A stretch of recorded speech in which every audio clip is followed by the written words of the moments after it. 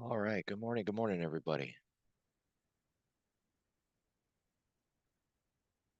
We're still hurry up and wait.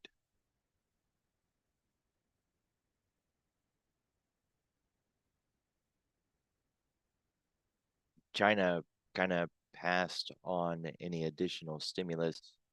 Market didn't seem to mind too much. There's still more they can do that they've talked about. I think they're just trying to pace themselves a little bit.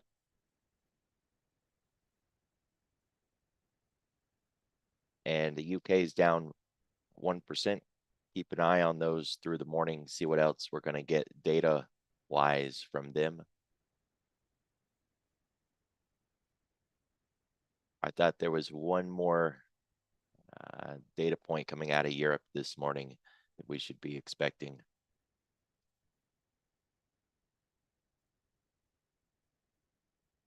Yeah, 1 o'clock today. Nope. We'll see how that goes. It's Germany, but still out of Europe.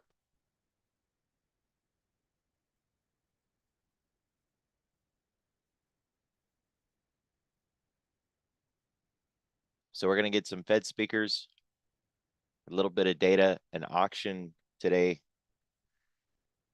We're still waiting on data, though, and the start of the new earnings season that kicks off this week.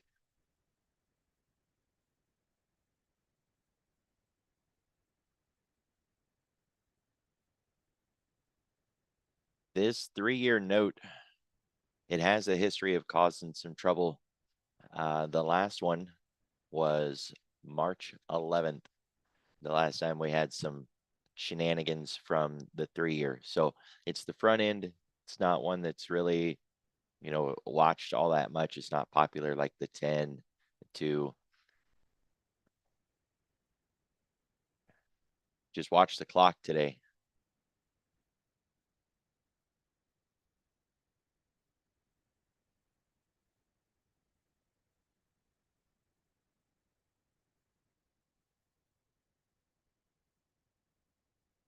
There's been a lot of focus on CPI and PPI for this week, but the Fed is more interested in its focus on jobs at the moment. So I don't want to say that they're not important. Just this hurry up and wait that we're seeing, I find it hard to attach to CPI and PPI this week. It seems like there's more to it than that. We do have a lot of events also kicking off on the equity side. A couple of the Mag 7 group have Investor Day events this week.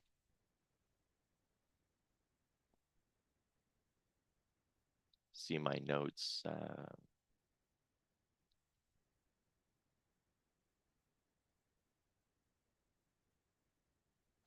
NVIDIA, Apple, Microsoft. NVIDIA's got an annual GPU technology conference started yesterday, runs through the 10th. Apple today has new product announcements and updates, and then Microsoft for the entire week is focusing on their Surface lineup and AI integrations. Looks like the big piece is also going to be October 9th, so it'd be tomorrow for Microsoft. So kind of want to keep those in mind also. So we got below the volatility trigger yesterday, managed to get back above it in the Globex to 20-period moving average bounce also. So we're back through the 3-week moving average, the 10-day moving average. And that, of course, means we're still holding above the 20. But the 10 and the 20 are really close to crossing at this point. If we were to zoom out, you can see that 10 is getting closer and closer. The 20 is getting closer. They're converging.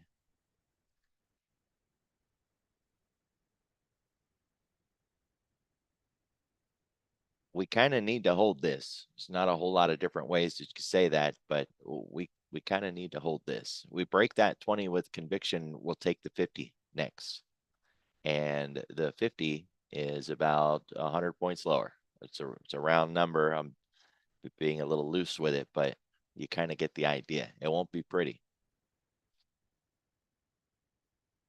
Getting underneath the volatility trigger is the last line of defense before the put wall, which is all the way down here at 55.50. We can see the daily chart, 50 period moving average, 56.70 and 56.30, depending on if we want the EMA or the SMA. It's still a long ways off.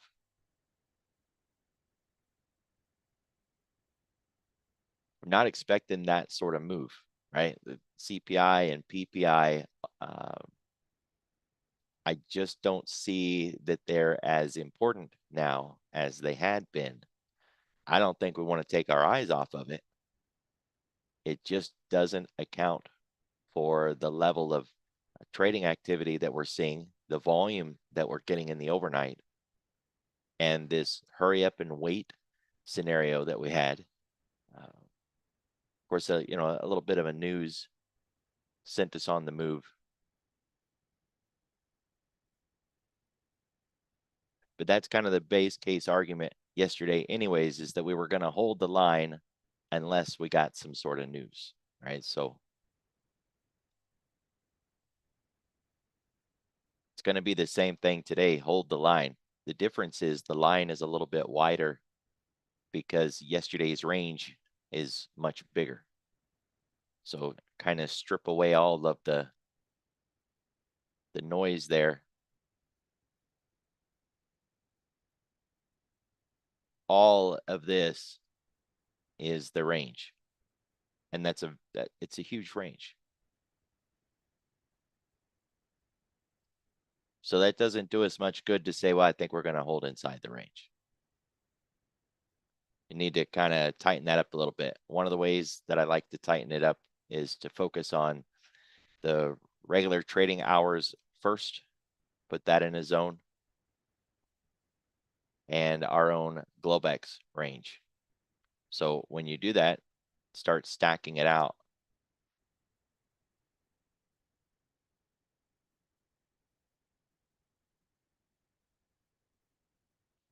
See the levels or the zones. 57.83 is the ADR half to the upside. Since we're positive close to 0.5%, it's more likely that we hit that upper ADR before we hit the lower one. It's likely that if we don't get any negative news, that we don't hit the lower one at all.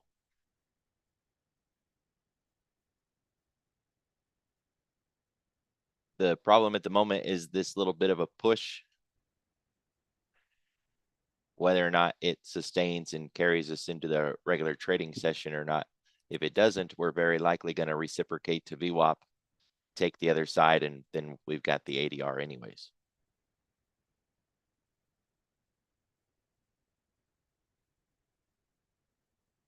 So a break back below the half back of yesterday's regular trading session can have us target VWAP, break VWAP for yesterday's low, break yesterday's low to get into the ADR half level by level, right? Otherwise, leave this structure. We can get to yesterday's RTH open, which is basically the ADR half to the upside, break out into the liquidity zone, and then we'll focus on the Globex high.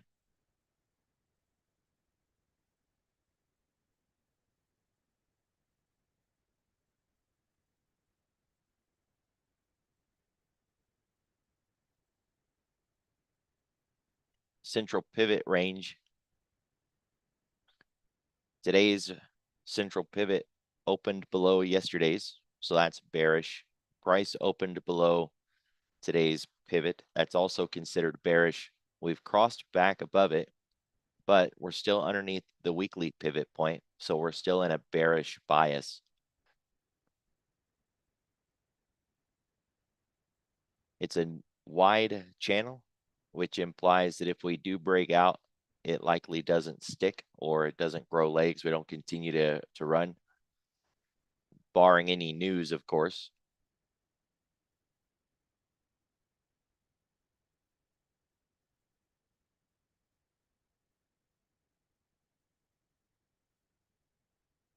Looking at the volume on the week so far, we left that point of control behind. Very likely that's a magnet we're trying to get back to. This can also be considered a liquidity gap. And the idea is that we're just trying to come back up and get that gap filled. If that's true, when we get back to 57.73, where the gap will be filled, we may overshoot and hit the point of control. But then the question becomes, are we going to continue with the bearish bias that we had before the liquidity drop? Or have we washed everything out and we're going to continue to move to the upside? The overshoot would put us just 3 points higher into 57.76. That's the point of control on the week.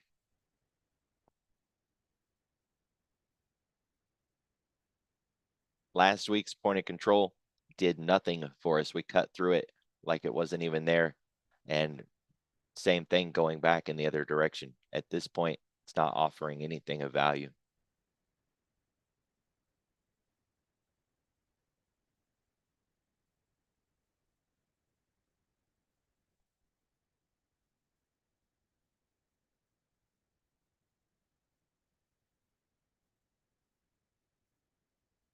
We do got volumes in the 90s again today, 96, like yesterday, 96. It's likely we're seeing some algo program running. There's another 90 there.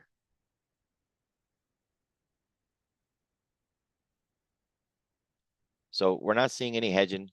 We're seeing the volume a little heavier than normal, which isn't bad. There's nothing wrong with it.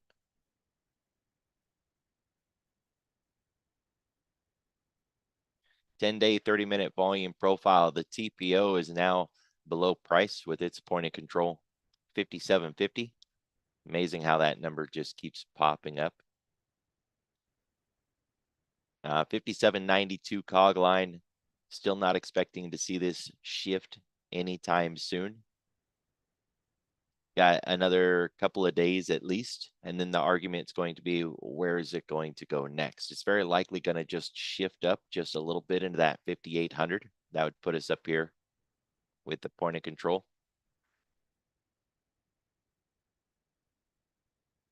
If it doesn't go there, then it's going to likely drop down like the TPO did, and it'll be below us around that 57.50 area.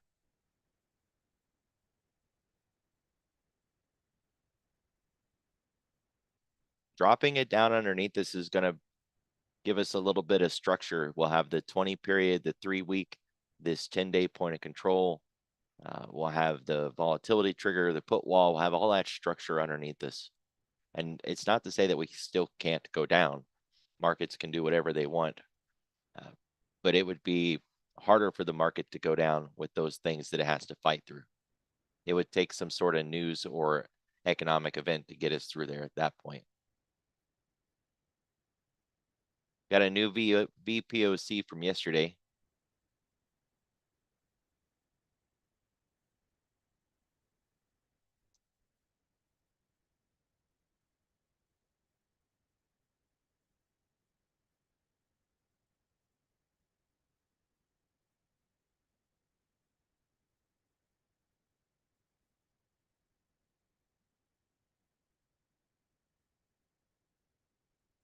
$57.79.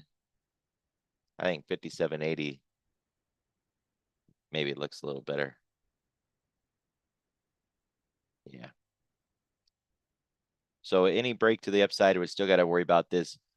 It's not support or resistance, you know, in that traditional sense. Like I pointed out before, that implies some sort of anticipation. Will it be supportive? Will it act as a resistance? But without any bias at all or any projection of what it could do, we can state a fact and just say that's where the greatest amount of trading took place yesterday. It's where the most volume was traded yesterday. And that if we go back there, it's likely we're going to see a little bit of trader's remorse or more trading at that level.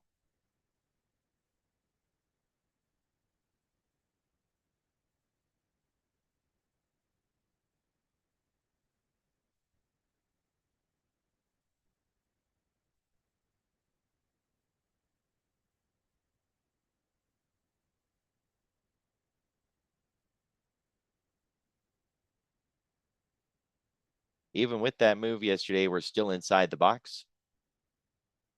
A continued move to the upside puts us back into Friday's close. We still got to take Monday's levels out if we want to continue that sort of move. We had already marked out the RTH halfback, but if we capture all of Monday, then the halfback is 57.71, and that's what we've bounced against or got really close to it once already.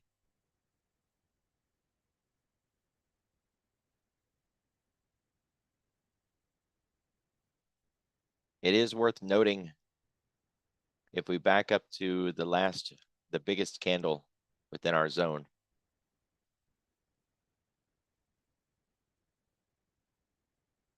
all that trading activity,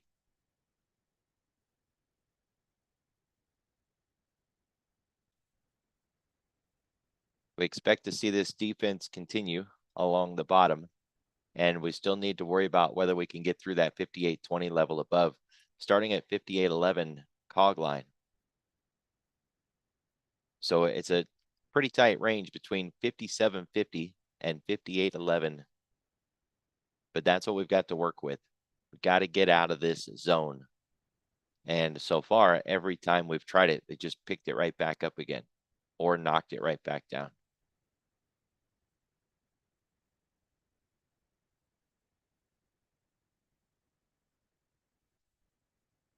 We're still above the 10-week, more than 1.5%. So plenty of room to expand higher or continue to fade off.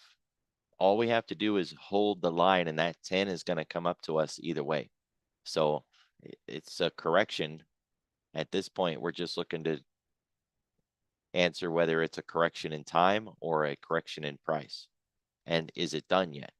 So far, we don't have anything to say that it is. And as much as we continue to say we're waiting on data, I'm not so sure that we're waiting on the PPI and CPI.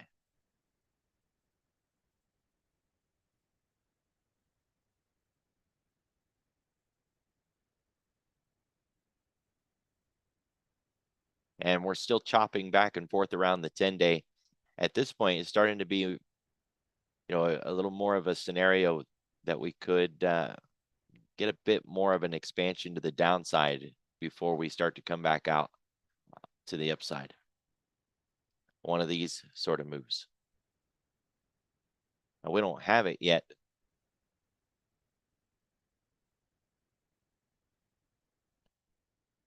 But it might be what the market needs.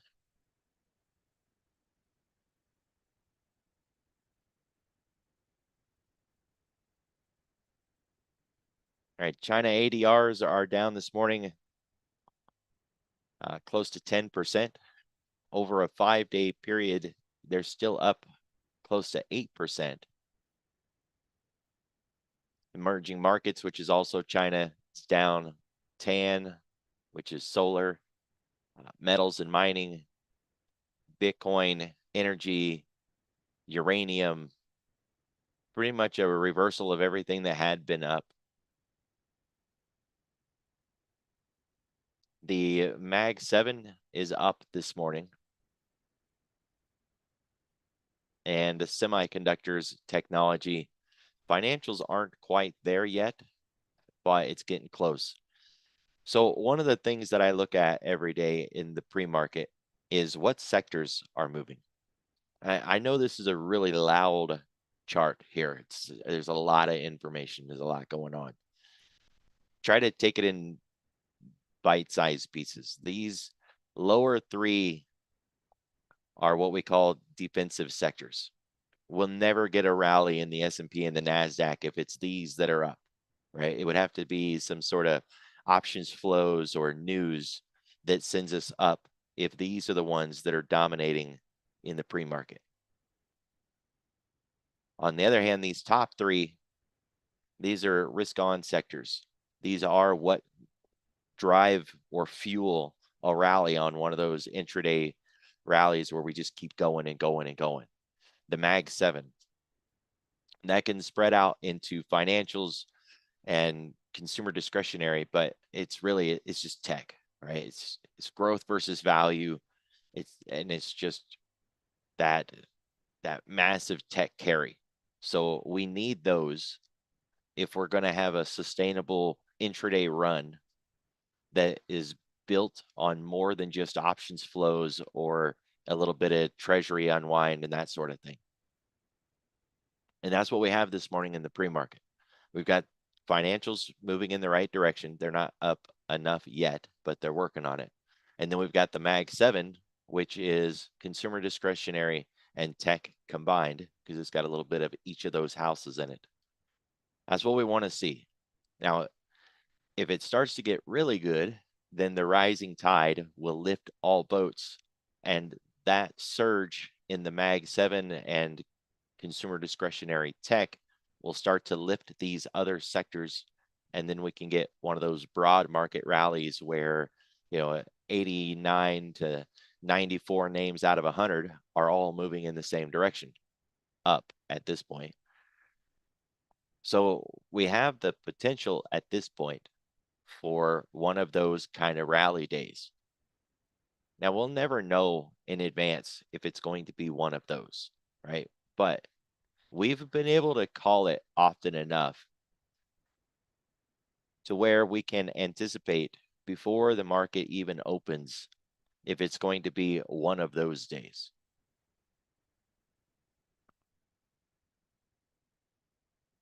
At this point, we've got a pretty good framework started. And what will help is that we don't have too many big events on the table today. Some of these, I mean, I never want to say that the data doesn't matter or, that it's not important, but these aren't big enough through the morning, shouldn't be big enough through the morning to derail that. Of course, we don't know what they're going to say in the second part of the day, but we'll worry about the second part when we get there, right? Break the day down into the morning session and then in the afternoon session, two different parts, two pieces. We want to focus on the morning one first. And right now, we've got a pretty good start with the Mag 7. We just needed to follow through and see if we can get that rising tide. Plus, it's not wildly overextended, right? You see semiconductors up here just more than 0.5%. If it was up 3% this morning, I'd be a little more concerned, right? More of like a blow off top scenario. It'd be too much, too fast. We'd all be worried about a mean reversion at that point, but it's not up all that much. So for something like SMH, we need an inside day breakout. We've rallied up nice. We're still inside of yesterday's range. We need to get out of that range and get going. But SMH, anyways, it has resistance at 252.5.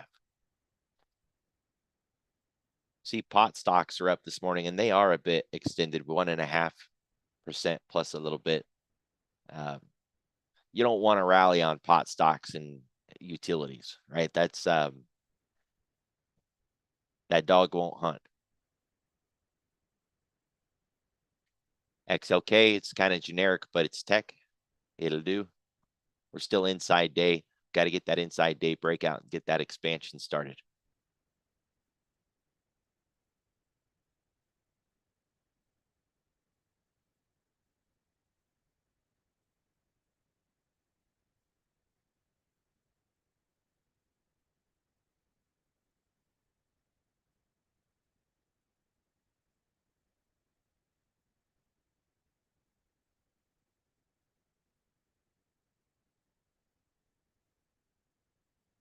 So we look at the names that are up this morning.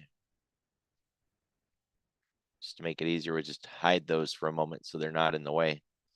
Extended hours is on. That's what we're seeing here. NVIDIA, Tesla, Meta, Apple, Amazon, Broadcom, Snow, Netflix. There's your Mag 7, right? There's your dominance. All up at least 0.5% except Netflix, which is pretty close anyways.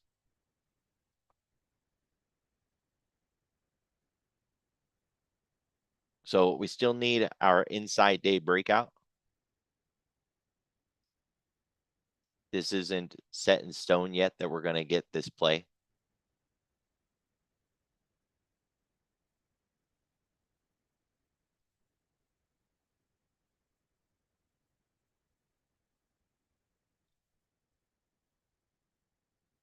Tesla, for an example, it has a long ways to go if it's going to make that move back.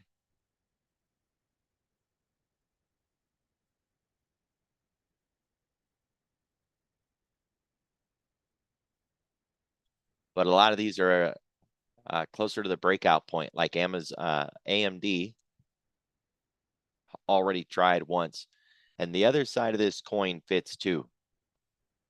If we failed to get this inside day breakout on the Mag 7, on the ES2 and SPY and the Qs, they all get into that resistance at the same time, and we get a flip off of that resistance top, it could be a tsunami to the other side, right?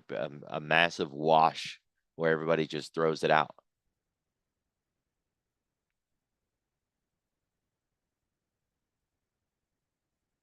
Most of these are not at yesterday's high yet. AMD was, but a lot of these other ones has room to run at least up into yesterday's high. We get started with that, and it's the high of the week too, right? So you're looking at getting back to the high of the week and then focusing on what last week was. Are we still in the range? Are we going to get an inside week breakout?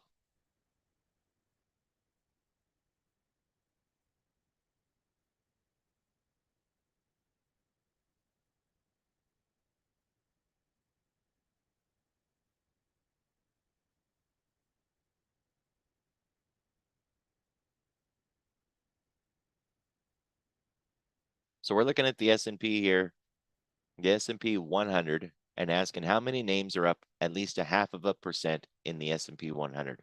If it was going to be one of those bullish, really rip your face off rally days, we would want more than 13 names in there, right? We want that rising tide sort of scenario. If we don't have the rising tide, then we at least want the fuel to be in there, and that would be the Mag 7 group. We got some of them. NVIDIA, Tesla, Apple, Facebook, Broadcom, Amazon. So we've got a large part of them. But we need the rest to either get in line or not fight us. So this is how many that's up. That's 13. Compare that with how many that are down. 12. That's not good, right? We want this number to fall off a little bit more. And some of these are, self-inflicted, like Pepsi with the announcement that it had this morning, and Nike just continuing in the move that it already had. So these aren't necessarily going to hold us back. They're not even in the same group. And if we're looking at it from a capital rotation standpoint, well, it makes sense if they're dumping these to get into the Mag 7. But we don't want to fight against something heavily negative. We want these to be more neutral and or bullish. Get that rising tide. For the NASDAQ 100, we got 22% of the NASDAQ 100 up this morning, at least 0.5%. It's a good jump. It's not enough. We got the right names in there for the Mag 7 space, but we don't want to be competing with these names that are down, and or we want to make sure that the names are down aren't going to be enough to derail things. So Starbucks, Nike, Pepsi, some China names like PDD. These aren't the droids you're looking for, right? So that shouldn't be too much of a problem. I think that had some news and might explain why it's down.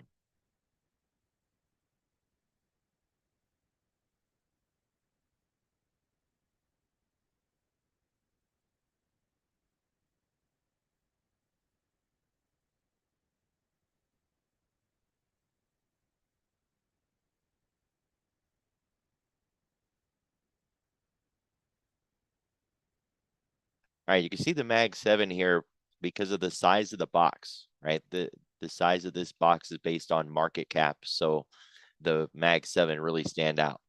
Microsoft is one of the few that isn't getting in line and playing well with others.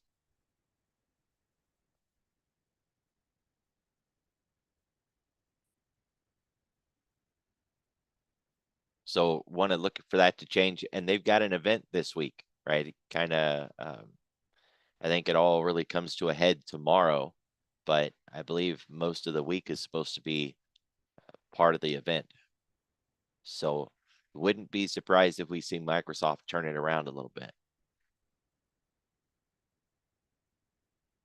Otherwise, we're waiting on data, so watch the clock. Keep your eye on Treasury and yields.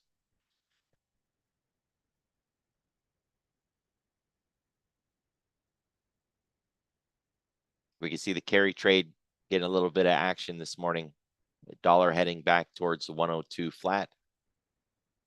And the 2-year, maybe just a little bit of a resurgence, like a bounce back into the half.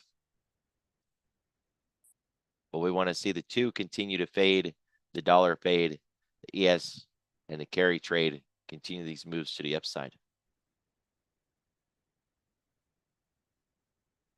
That's what I got. Watch the clock. Be careful. Be safe. I'll see y'all tomorrow.